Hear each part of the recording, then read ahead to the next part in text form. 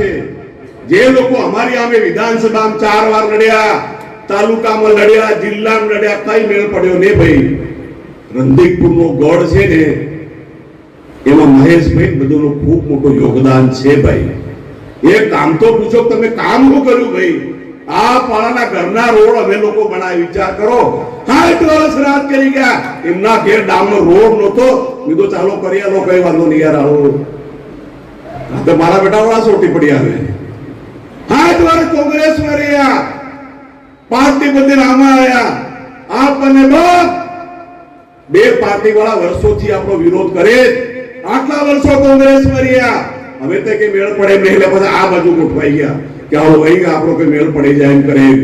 આદિવાસીઓનો ઇતિહાસ, એની સંસ્કૃતિ, આદિવાસીના ગૌરવ ને ભૂલાવનારી આ કોંગ્રેસ છે. અને એના વારસદારો પાસે અત્યારે ડાવડા ગોઠવાઈને આપણી પાસે હુંકાર કરી રહ્યા છે. આપણે જાગી જવાની જરૂર છે. આવનારા સમયની અંદર આનો જવાબ એકમાત્ર ચૂંટણી છે. અને ચૂંટણી જંગની અંદર ખભે ખભા મિલાવીને સુપડા સાફ કરવાની જવાબદારી તમારી બધાની છે. ભાજપ